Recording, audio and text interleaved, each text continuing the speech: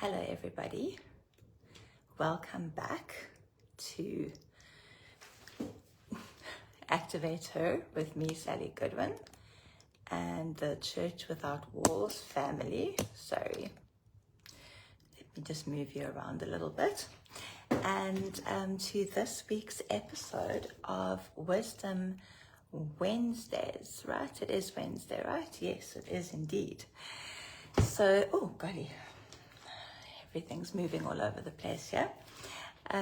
So welcome back everybody. It is wonderful to be here and good to see you all on this beautiful Wednesday morning, or beautiful in Cape Town anyway. I feel like I haven't seen you for absolute ages, probably because I didn't go live on Monday. So yes, it does. I think every time I miss a day, it feels like it's just been months since I last saw you. Magnificent Magda, good morning. Terrific Tams, and welcome, my lovely. Sorry, I'm just trying to move my chair around a little bit as well. Oh, I need a chair on wheels. My chair doesn't have wheels and it's very difficult to move around. Beautiful Bertha friend, welcome, my darling. Beautiful Brigitte, all the way from Harrismith, welcome, my lovely. Claudia, my gorgeous friend, welcome. Good to have you on the live. And good morning, Radiant Renilway, Joyful Jolene. Welcome to all of you. Famous Chantel, welcome to all of you. Good morning, Sharon, my darling. Lovely to see you as well on the live. And sorry about my mix-up with the dates. Lovely Lindy. Special Sylvia, welcome. Oh, hold on a second. Sorry, just dropped. Oh. My goodness, everything's falling apart here. Not fall. Thank you, Jolene. Thank you, my friend. Thank you. Has it gone? I think it's gone, right? Yeah. Thank you. Thank you for telling me, because it's very important that you people tell me these things. And I think it's gone. Yes. Okay. Thank you, my friend. So I'm sorry that I wasn't here on Monday morning, but the last amazing Ankia, welcome. And I am well, thank you. I hope you are too. I haven't been well for a few days, and it just... Good morning, nurturing Natasha. Thank you. Thank you, Jolene.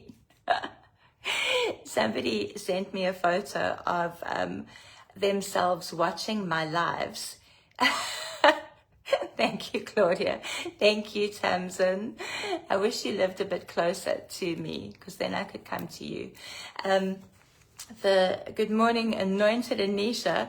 What was I saying? Good morning, Joe. Oh my goodness, ladies and gentlemen, Joe is all the way from the UK. She is part of God's Greater. Her and her husband Kunli run God's Greater Works Ministries in the UK, and I preached there while we were in the UK. You're so welcome this morning, my friend. So good to see you.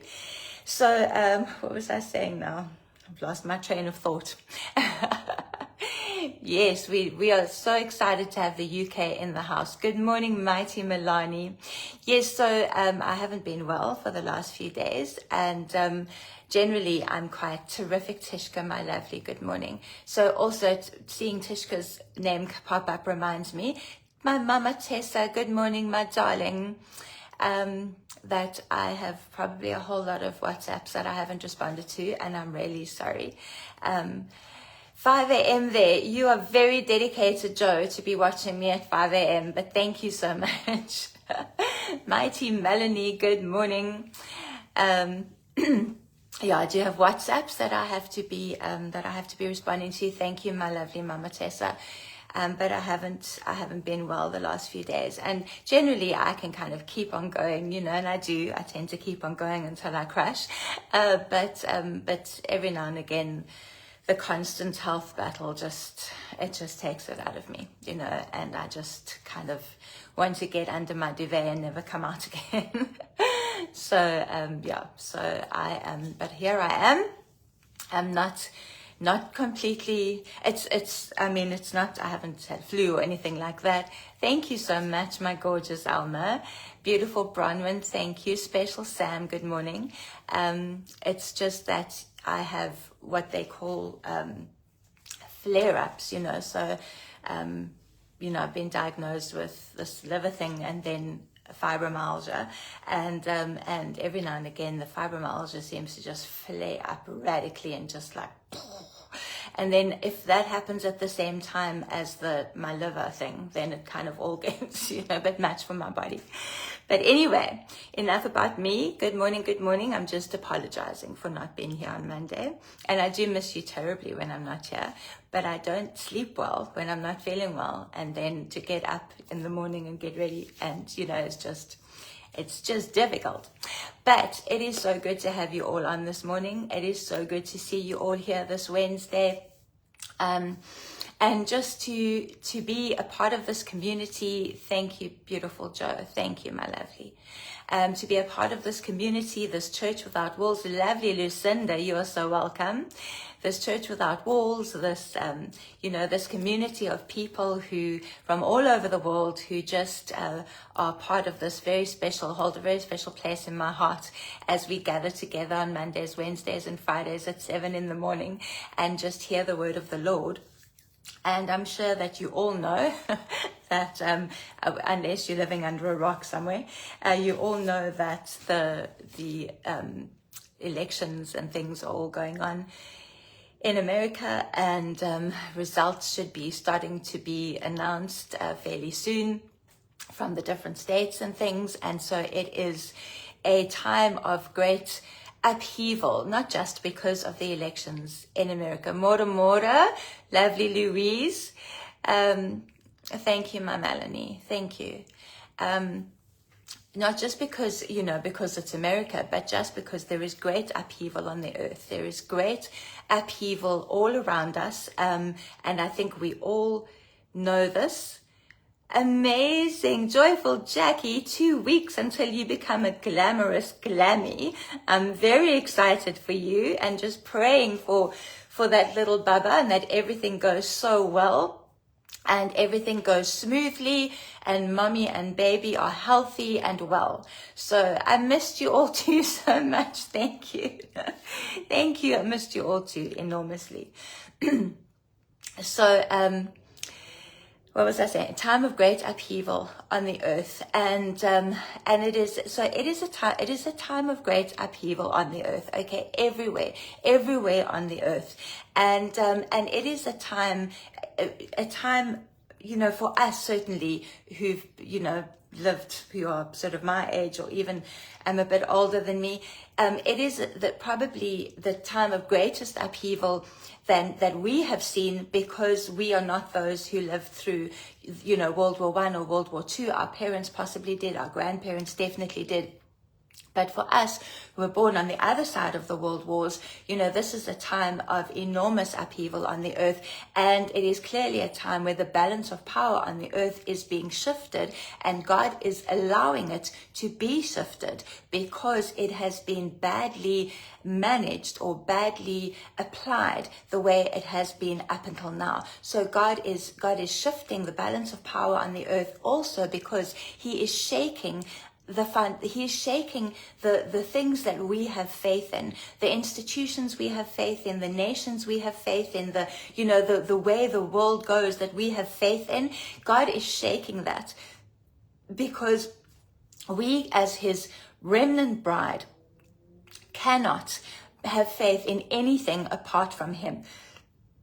Joy Allison, good morning, my darling.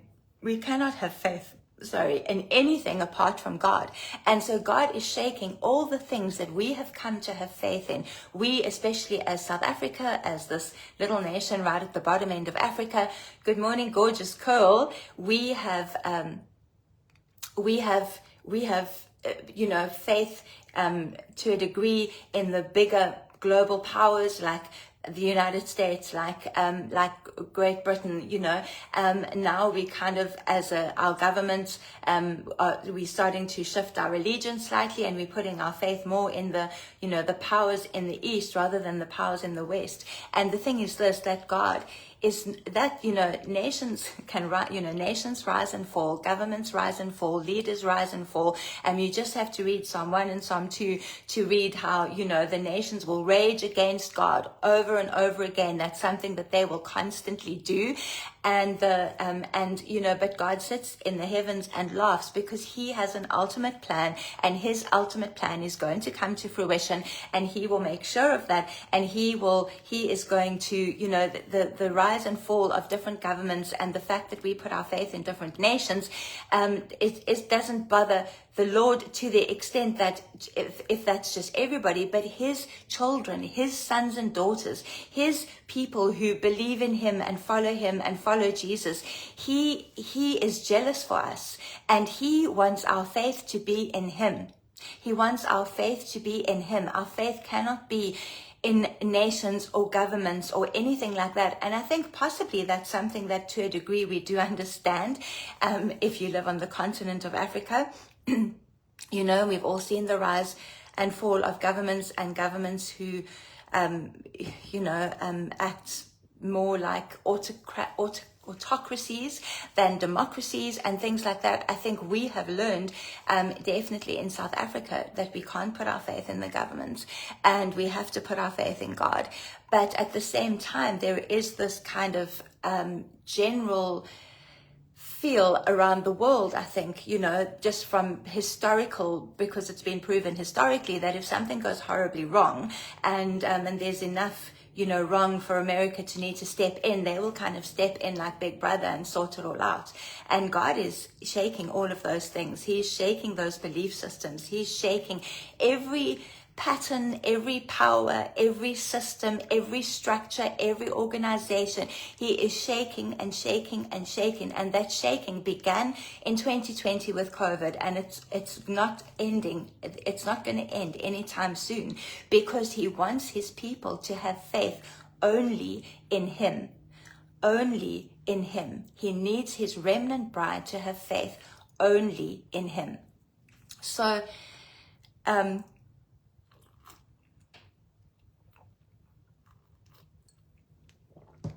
so, as we enter these, these times of turbulence and great shaking that will happen, can I just tell you this, that they are going to happen no matter who is elected president of the United States of America, no matter whether Trump is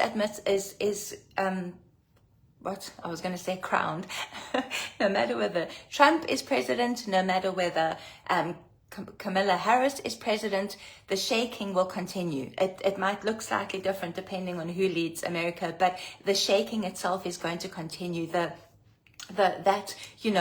doesn't matter who's going to be president. Whoever is going to be president isn't going to stand in the way of what God is trying to do on the earth.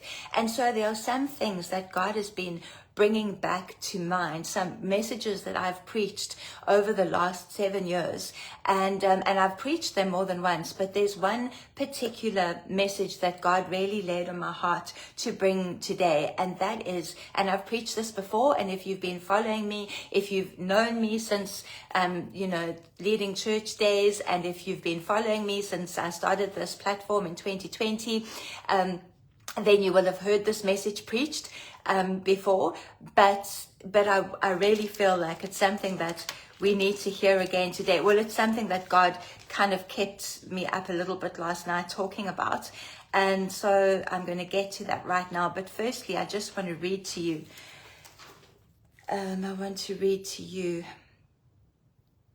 I just want to read Psalm 2. I want to read Psalm 2 to you, and I just want you to let this wash over you this morning. This is Psalm 2 in the Amplified Translation. Why do the nations assemble with commotion, uproar, and confusion of voices? And why do the people imagine, meditate upon, and devise an empty scheme?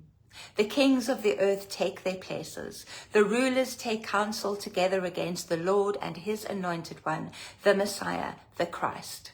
They say, let us break their bands of restraint asunder and cast their cords of control from us. He who sits in the heavens laughs. The Lord has them in derision, and in supreme contempt he mocks them. He speaks to them in his deep anger, and troubles, terrifies, and confounds them in his displeasure and fury, saying, yet have I anointed, installed, and placed my king firmly on my holy hill of Zion. I will declare the decree of the Lord. He said to me, you are my son. This day I declare, I have begotten you. Ask of me, and I will give you the nations as your inheritance, and the uttermost parts of the earth as your possession. You shall break them with a rod of iron. You shall dash them in pieces like potter's ware. Now therefore, O you kings, act wisely, be instructed and warned, O you rulers of the earth. Serve the Lord with reverent awe and worshipful fear. Rejoice and be in high spirits with trembling, lest you displease him. Kiss the Son, pay homage to him in purity, lest he be angry and you perish in the way, for soon shall his wrath be kindled. O blessed, happy, fortunate, and to be envied are all those who seek refuge and put their trust in him. Now you know that Psalm 2 was applied both to David, who God had said was going to be, his line would always be over Israel, and obviously then it was also a messianic psalm prophesying the coming of Jesus and prophesying what Jesus would do on the earth. And I think sometimes we think that these things will only happen when Jesus comes back for the second time.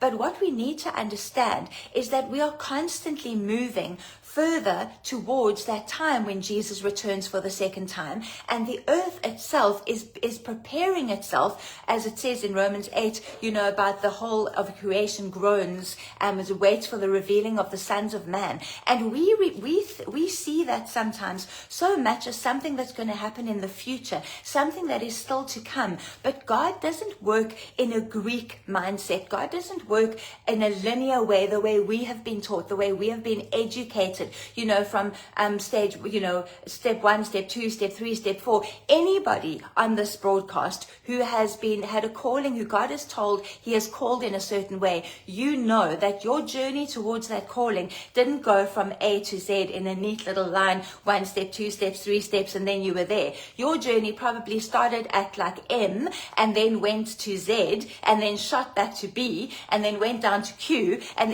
God doesn't move in a linear way like that. Firstly, because we have free will and freedom of choice, and he has to make allowances for our wrong choices and our bad decisions and the times when we don't hear him properly. But also because he comes with a more Hebraic mindset, which is where the Jewish people get it from, that things are cyclical on the earth. Things are cyclical. They move in cycles on the earth. And so the earth is constantly moving in cycles towards that eventual appointed day when Jesus returns. And so it's not that Jesus is, that only when Jesus returns will the earth be groaning for the revealing of the sons of man. No, it is the earth is continually groaning for the revealing of the sons of man. And then the sons of man are revealed to a degree. And then, so we have to remember that this is a cyclical thing. That's the problem with a lot of the interpretations of the book of Revelation, is that we interpret Revelation as if it's a linear thing. This will happen, then that will happen, then that will happen, then that. And then we wait for all of those things to happen in those kind of steps. And until that time, we say, we're not in the end times. We've been in the end times since Jesus went back to be with his Father. The moment Jesus went back to be with his Father and the Holy Spirit was released onto the earth, we stepped into the end times. The end times are those times between Jesus going back to his Father and him coming back again. So, so we stepped into the end times then. We've been in the end times ever since then. And it's not that those things that are happening are all going to happen in 1, 2. It's that they are constantly happening. Because remember, God is outside of time. God isn't, in time kind of thinking, I can't do this until this happens and this. He is outside of time. Those things are constantly happening. They're constantly happening. And it's a cycle that we go through. The same cycle, if you want to compare it to anything, you compare it to the cycle that Israel have gone through for ever since their inception, basically, and even before that, how they would fall into sin, they would walk away from God, they would forsake the God of Abraham, Isaac, and Jacob. Then God would send in a nation or something to oppress them and remind them who he was, etc., etc. Then they would cry out to God, and they would remember him again all of a sudden, cry out to God.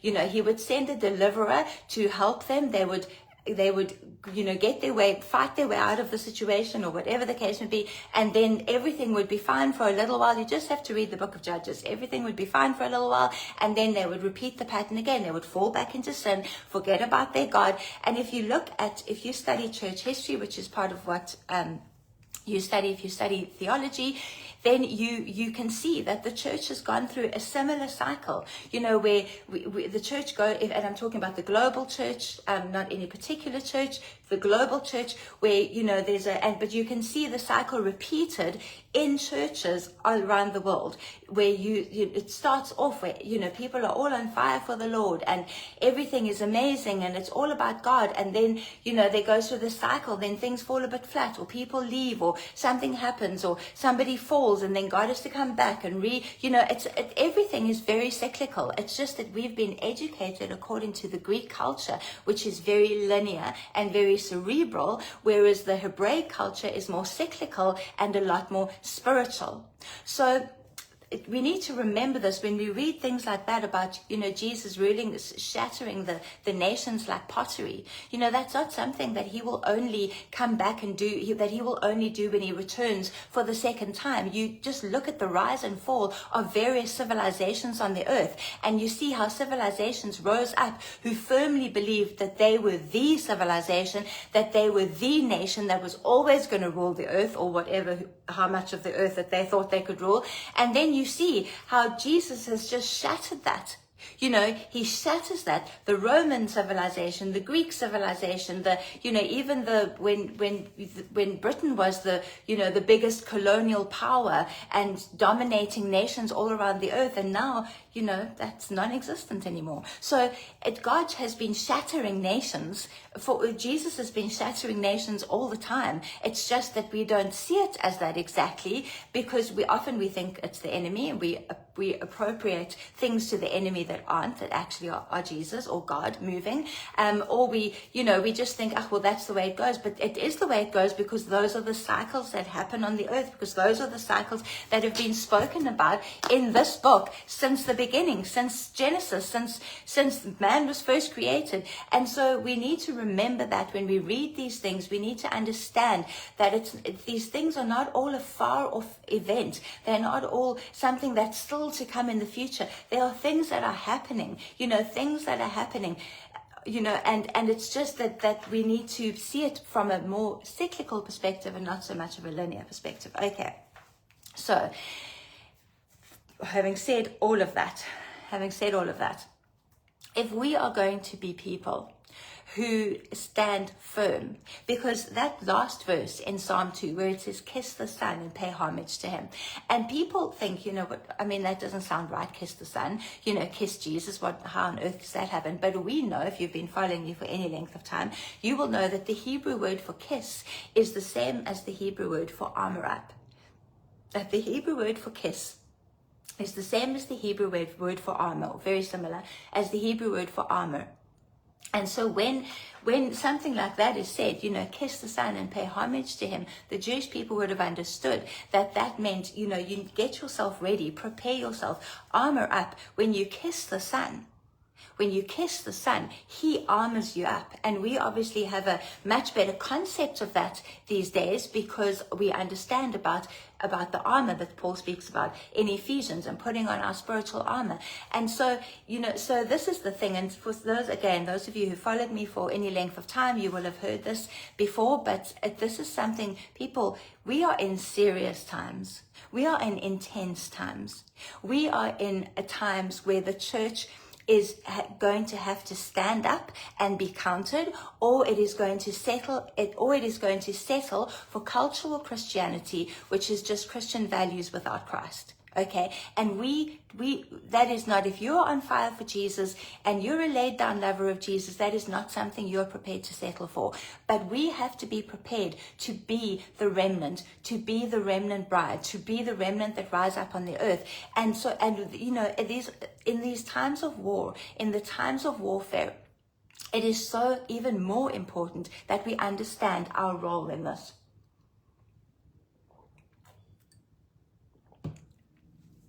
So about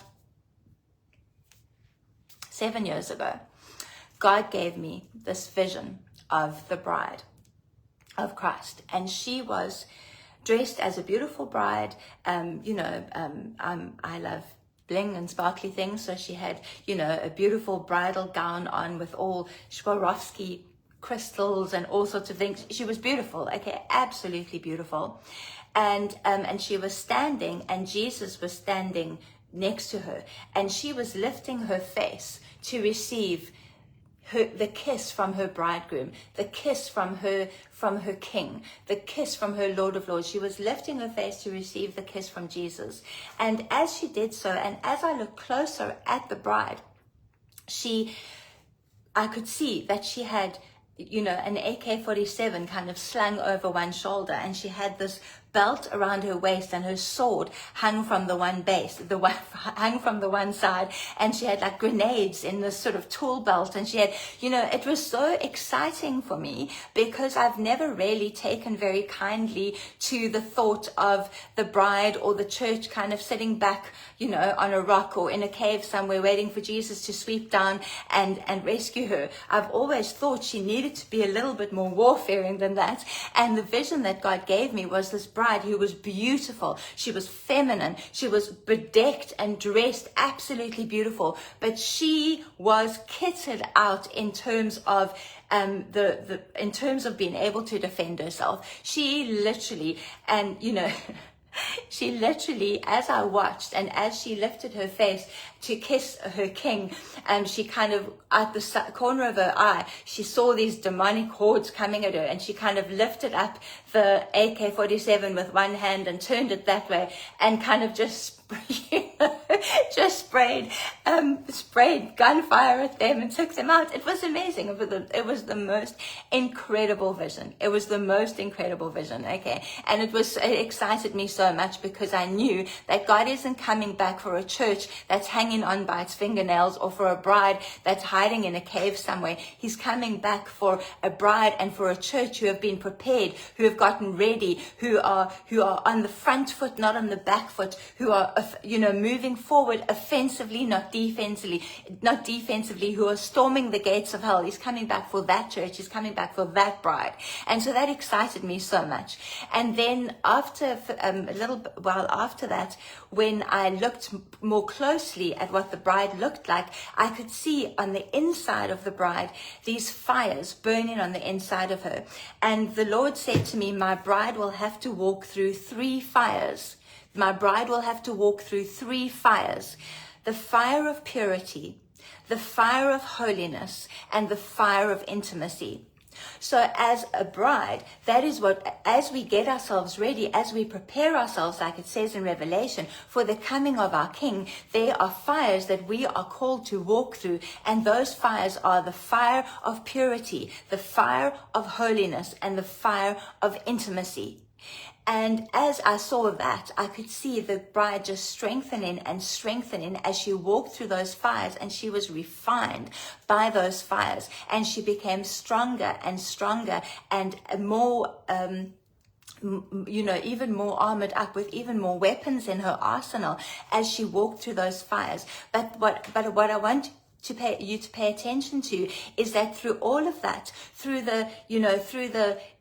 all of that, her eyes were fixed on Jesus. Her eyes were fixed on her Lord. Her eyes were fixed on her King. Her eyes never left him. They never left him. They just stayed, like staring at him, glued to him as she walked through all of this, as she did all the things that she was called to do. And it was absolutely the most incredible, just the most incredible vision. And so how do we do that? You know, how do we walk through those fires, and how do we reach that point where we know, you know, because, so anyway, so, and then I've shared this live before, but then when we were in Glasgow last month, or no, in September, I had this vision of the eyes of the Lion of Judah, and his eyes were made up of flames, and in the middle of those flames was his, you know, his pupil, like we have, the iris and the pupil, but the iris was actually the earth, and then the bride, it ended up, I'm not going to go into all of it, but then it ended up with the bride dancing as the apple of his eye, dancing in his pupil, on this earth, surrounded by this fire. But the fact was that there was an invitation. God said to me, free fall into the fire of my eyes, not step in. He didn't say step in. He said free fall. In other words, just like let yourself go, fall into the fire of my eyes. And I knew that it wasn't going to be the easiest, because the fire burns off the dross, it burns up the idols, it destroys the false refuges, it removes all the things that are inside of us that we can't see. And it's not an easy, that's not an easy road to choose to go the way of the fire, to choose to walk the way of the cross, to choose to pick up your cross and follow Jesus, to choose all of those things. That is not the easiest road to choose, and particularly because it's not taught anymore in church. You know, the idea of suffering or picking up your cross and following Jesus is foreign to the church, to a lot of the church today. But when God spoke to me about that vision of the warrior bride, that vision of the warrior bride walking through the fires, he said to me, his bride, his remnant people rising up across the earth are called to be a plumb line. They are called to be a plumb line. And for a long time, I preached on the plumb line over and over and over again. And it's about 7 years later, so clearly time to do it again, because God keeps bringing it up in my mind. But you know, so if we look at Amos chapter 7. Amos chapter 7, verse 7. Thus he showed me, and behold, the Lord stood upon a wall with a plumb line in his hand. And the Lord said to me, Amos, what do you see? And I said, a plumb line. Then said the Lord, behold, I am setting a plumb line as a standard in the midst of my people Israel. Pay attention to this. I will not pass by and spare them anymore. The door of mercy is shut. That's what it says in the Amplified Bible. That's what it says in the Amplified Bible. I am setting a plumb line as a standard in the midst of my people Israel. I will not pass by and spare them anymore. The door of mercy is shut. And you know, I don't think we recognize that God gives us grace periods, you know, and his mercies are new every morning. Absolutely. But he also gives us grace periods, and there are times when that period of grace is up now. The door of mercy is shut now. And that's what he did with the Israelites. He said, I'm going to give them a standard. And if they cannot adhere to that standard, I will pass them by. The door of mercy will be shut. And so God has been speaking to me for the last 7 years about us as his remnant bride being a door, being a plumb line on the earth. What is a plumb line? We don't always understand what a plumb line is. A plumb line is an old-fashioned method of making sure that something is straight. So it was a round ball on a piece of string or something like that. It's kind of a heavy weight, a weighted something on a piece of string. And when people were building something or doing something, they would hold the plumb line against the walls to make sure that the wall was straight. So the plumb line was an instrument used to make sure that something was straight, because obviously in ancient days, they didn't have those measures, that you put on things to make sure they're straight. They didn't have that kind of any sort of technology. And so they used the plumb line, or otherwise called a plummet. It's either called a plumb line or a plummet, to make sure that things were straight. So they would hold the plumb line, this weighted ball, on this piece of string. They would hold it next to a wall, and the plumb line obviously was always going to be straight. And then they would be able to see if the wall itself was straight. So that was a language that the Israelites were used to. And then I want to go to Zechariah. Now, the Lord has had me in Zechariah because again, 7 years ago, God is so intentional with times and days, people. 7 years ago, I preached a message about the church without walls. We were in a church at the time, but I preached a message about the church without walls. And now, 7 years later, and I had no clue of what that was going to look like actually 7 years later. Or can I say, what I thought it was going to look like 7 years ago was very different to how it actually looks. So, that's how God works, right? But 7 years ago, I preached about the church without walls. And 7 years later, it's become a reality. And that is in Zechariah. Zechariah chapter 2, verse 4, he says, "And he said to the second angel, Run, speak to this young man, saying, Jerusalem shall be inhabited and dwell as villages without walls, because of the multitude of people and livestock in it. For I, says the Lord, will be to her a wall of fire round about, and I will be the glory in the midst of her." And God had spoken to me about this church without walls, this church that was outside of the building, outside of everything that we had thought that it would look like. And 7 years ago, he'd spoken to me about this. And then COVID happened, and we actually saw it start to happen. But it wasn't until the other day, when Flynn actually reminded me about this message that I preached, that I went back and realized what God had done in the 7 years since I've preached this message, and how it was a prophecy of something that was coming. And, we always try and fit everything into our current circumstances, but that wasn't what God was doing. I've been in Zechariah, just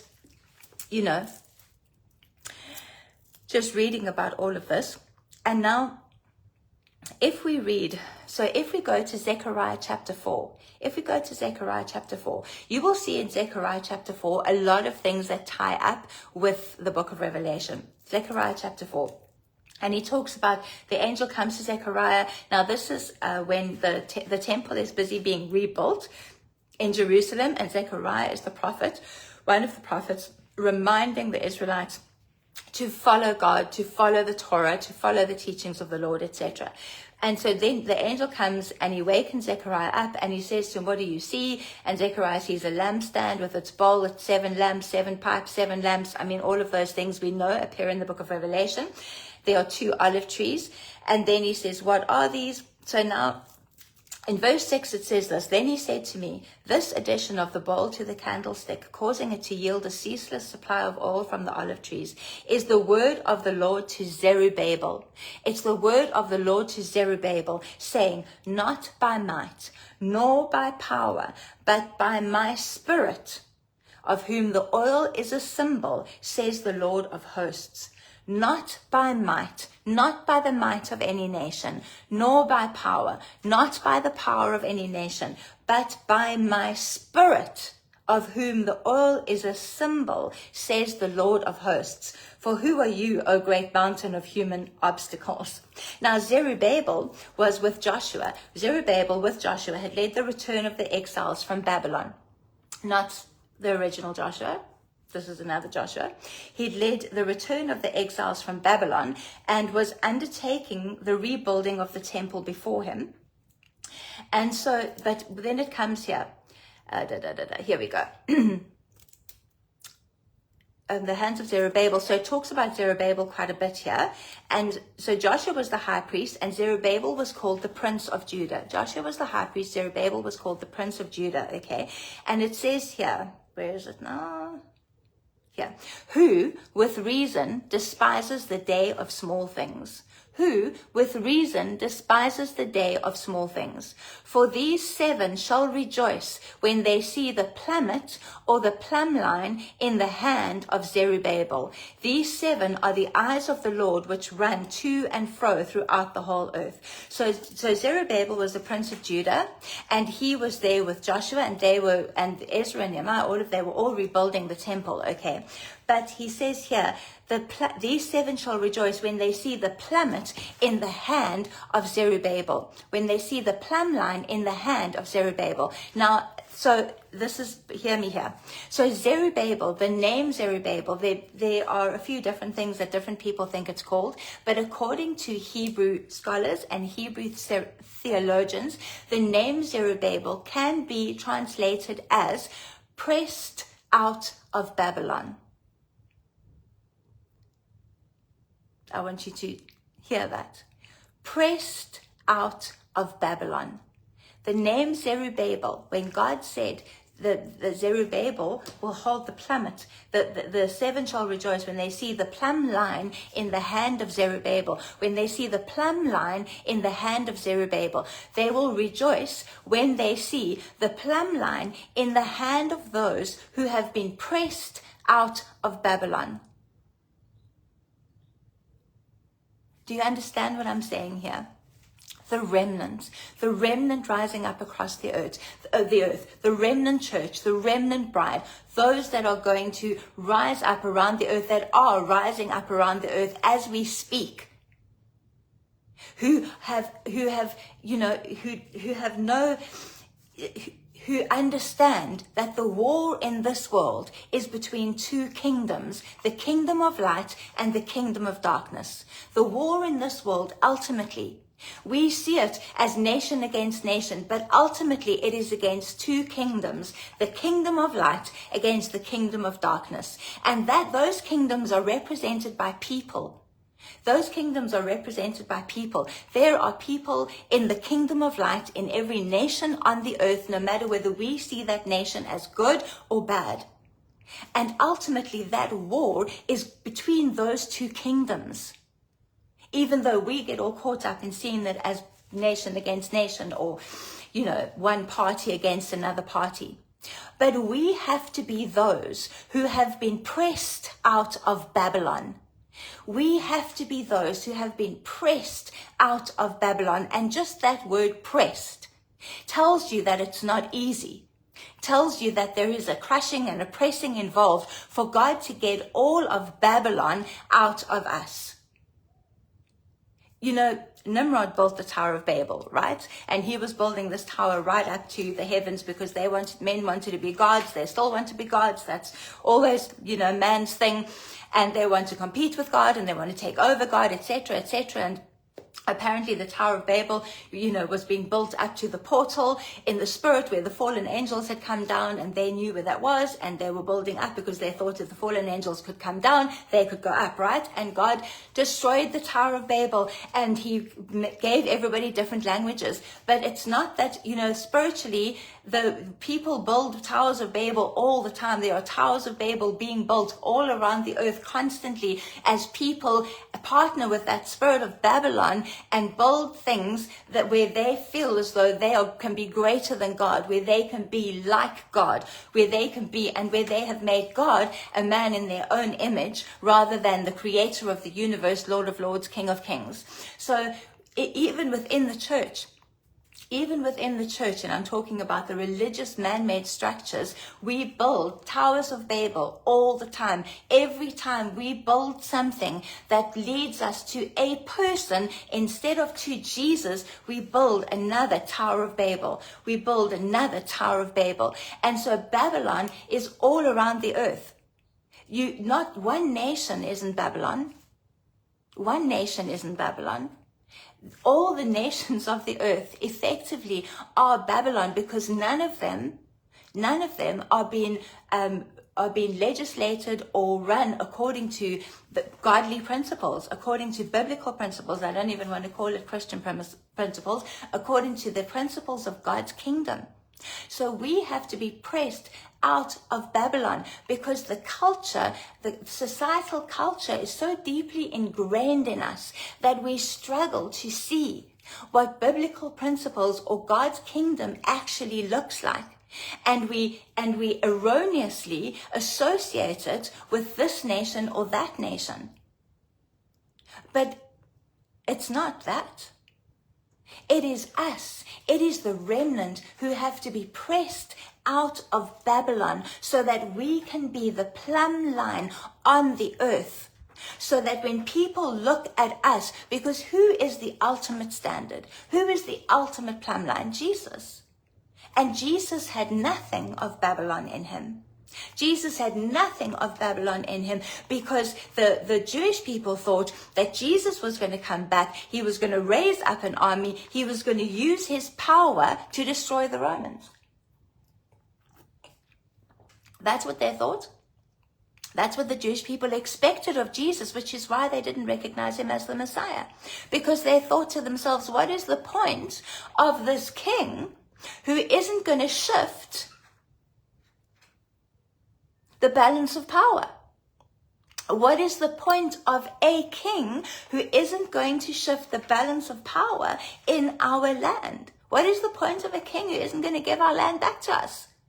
They wanted Jesus to come with all the angels and all of the everything and wipe the Romans out. Jesus wasn't interested in that. He wasn't interested in that.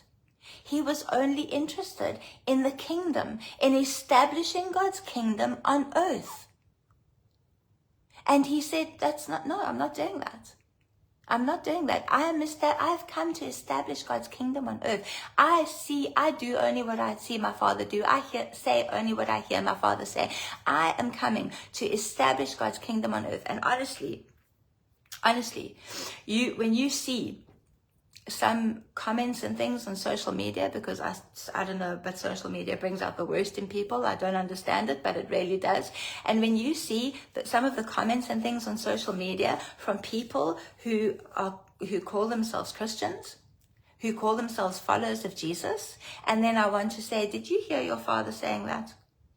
Did you hear your Father saying that? I can't imagine God saying that. You know, it's just, or even God taking sides in that, because it's not about the natural kingdoms of this world. Oh, sorry, I feel like I'm going to sneeze. It's about his kingdom. Sorry. Allergies, adding insult to injury. So it's about his kingdom. It is about his kingdom. It's not about the kingdoms of this world. It's not about the nations of this world. It is about his kingdom. But we get so caught up in what is happening in the nations of this world that we forget that we are called to be a plumb line for the kingdom. We are called to be a plumb line for the kingdom. And ultimately, God is going to have to press Babylon out of us, so that we can be that plumb line, so that we can be that plummet, so that we can be that standard, so that we can be Jesus on the earth. And the only way to have Babylon pressed out of you is to walk through the fire of purity. Never has purity been such a big deal. Well, no, I don't want to say never, because, we always say never because we think that our times were the only times. But put it this way, there is such an enormous emphasis on purity at the moment. Just such an enormous emphasis in the spirit on purity. Such an enormous emphasis on holiness. Such an enormous emphasis on intimacy. Because how do you get Babylon pressed out of you? By walking through the fire of purity. By walking through the fire of holiness, by walking through the fire of intimacy, so that you can stand in your authority, in your true authority, in your God-given authority, and shift atmospheres nations, because once the remnant bride has risen up and walked through those fires and realized the authority that comes with allowing herself to be put through those fires, we will be able to shift nations. We will be able to shift things on the earth like never before, like never before. But God is calling us as a plumb line.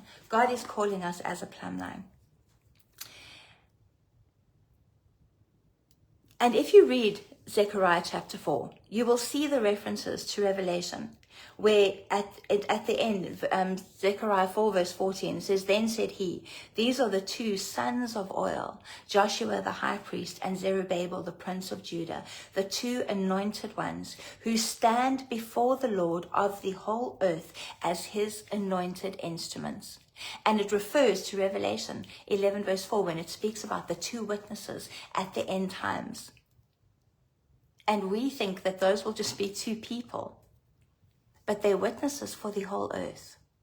They won't just be two people. You have to read that very carefully. It can't just be two people, because the whole earth has to bear witness to what they're doing. So, the sons of oil. How do you become a son of oil? How do you become a son of oil? You have Babylon pressed out of you. You walk through the fire of purity, the fire of holiness, the fire of intimacy, and you become a son of oil, a daughter of oil, Jesus's victorious bride. It's just amazing. It's just amazing. It makes me so emotional that God gives us this opportunity to walk through these fires and become that victorious bride for him. That he gives us an opportunity to be a plumb line, to be a daughter of oil. Just amazes me. Okay, ladies and gentlemen, I'm going to love and leave you on that note, and I pray that you will say to the Lord, "Press Babylon out of me. Let me walk through those fires and be all that you have called me to be." So bless you. I love you. I will see you on Friday morning at 7 a.m.